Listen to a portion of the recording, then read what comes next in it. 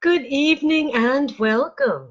I'm Sheila Balgobin, principal of Simply Improve Health, and I help people to train better and longer and recover more quickly, have improved sleep, and enjoy better quality of health using simple plant-based products and simple techniques.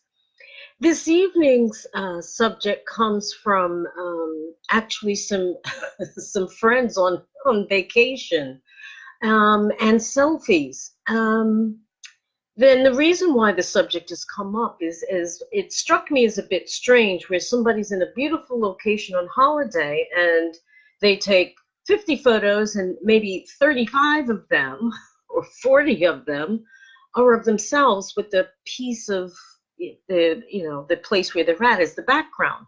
I'm exaggerating a bit, but you get my point. Selfies are have their taste and can be fun, but I'm looking behind that a little bit today and going a little bit deeper because it can be indicative of something that's a lot more serious than just taking pictures of yourself. And that's what are we doing these for? What are they taking these selfies for? Why are we taking them? Are we taking them to celebrate a particular moment in our lives, or are we taking them to project an image of ourselves of who we'd like to be? And if that's where things are happening, if there's a problem there, it's becoming recognized as a psychological issue for people to become obsessed with taking selfies. I mentioned this a few months back, talking about being happy and proud of oneself. And there was a documentary that I had watched about Brazil, as it happened. And this young woman wanted to get some cosmetic surgery done because she wasn't happy with this, that, or the other about herself. And whenever she took selfies, which she took quite regularly, she would always Photoshop them so that they were absolutely perfect. Nothing on this earth is perfect. I mean, in a supermarket, they're selling wonky vegetables and fruit because fruit and vegetable grow the way time and condition and how much water and sunlight they get. And whether they're perfectly round or not, they're still fruit. They may not look pretty, they may not fit in little packages pretty, but they're still edible and therefore not to be, have you turn your nose up at. But looking at selfies it makes me wonder how much are we doing these pictures for ourselves to express our self-confidence, to express a particular moment in our lives, and how much is it do you like me? How many likes did I get? Did I get enough likes? Didn't they like that picture? Maybe I need to put another picture up. You can see where this is going. It becomes a true obsession. And you have to wonder about that obsession. Where does it stem from? Why is there so much insecurity about how we look, how we are? I mean, yes, we're very, humans are visual. We take in things at first glance and make snap judgments about them within 3 seconds. But once you get to know the person, they become beautiful to you because you know them, because you understand them, not because they look a certain way or because they pose a certain way or because they do this, that, or the other to make themselves look like somebody they're not.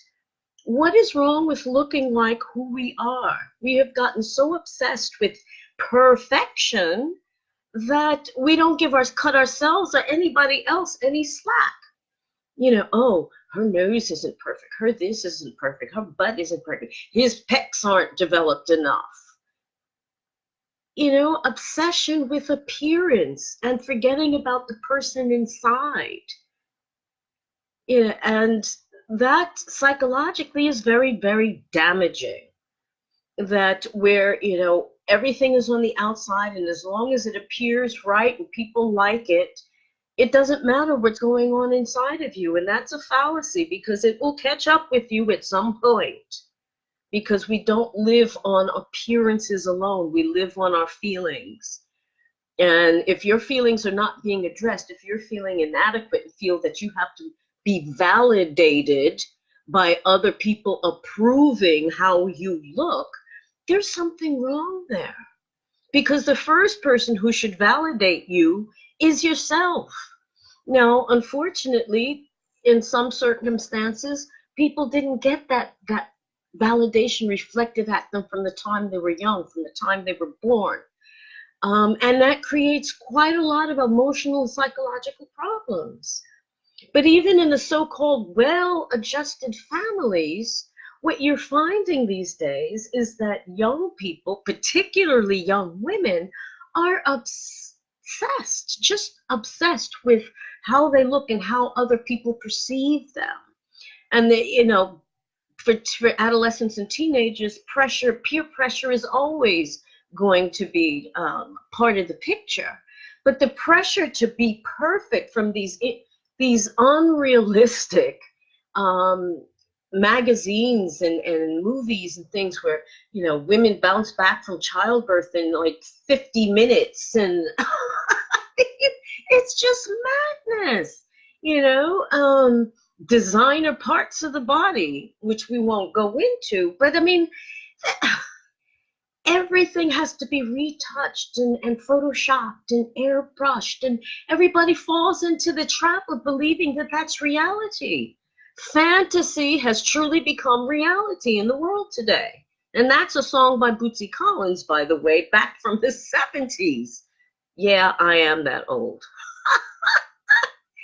But I'd just like you to think about for a few minutes before you take that selfie. It's like, why are you taking that selfie? Is it absolutely necessary that you take 10 selfies in a row to retouch and touch up and Photoshop and pixelate and all of the rest to make yourself into somebody who actually doesn't exist? You exist just as you are. Why do you need to pretend to be someone else? Remember, to be number one, you have to be odd. To be number one, you have to be odd. There's no such thing as being number one and not being odd and being different, being the first, the original.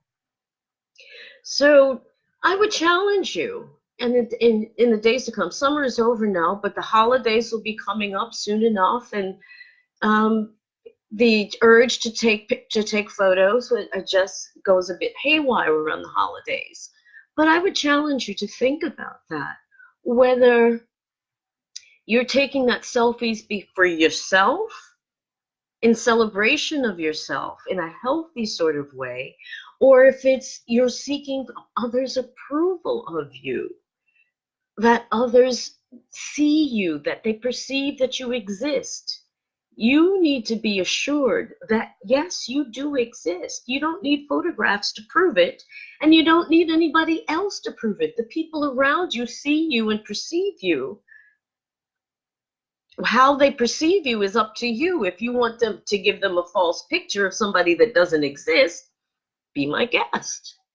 But then if they react to you in certain ways based on this false persona you've created, and then you wonder why they don't treat you the way you think they should, maybe because they're treating the other person rather than you. Being yourself is the best thing you can be. Nobody can do it better than you. So I think you better step to it and be yourself. Who you are is beautiful as you are. And if you find yourself, define yourself as being beautiful, if you carry yourself as if you believe in yourself and your worth, then others will treat you with that same attitude. Other people are reflections of ourselves and the attitude we put out there. So if you put out there, I'm a confident being, capable of doing whatever it is I choose to do in life, then that's how you will be perceived and treated. And if you find that difficult to be able to do that, then I would urge you to look into ways to get help for yourself, whether it be self-help or help from a mentor or a counselor or someone, because it's a terrible thing to base your life, which you create every day, based on what everybody else thinks your life should be.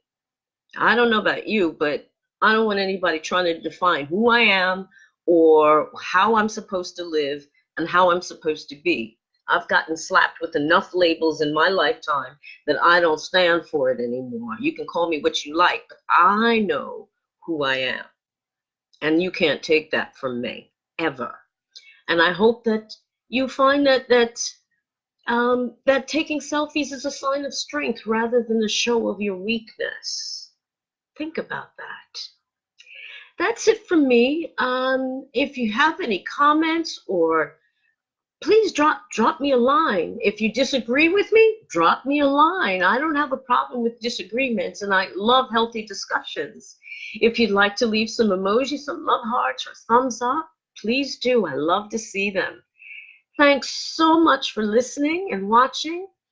Have a great evening and a wonderful week, and I'll see you again soon. Take care. Bye-bye.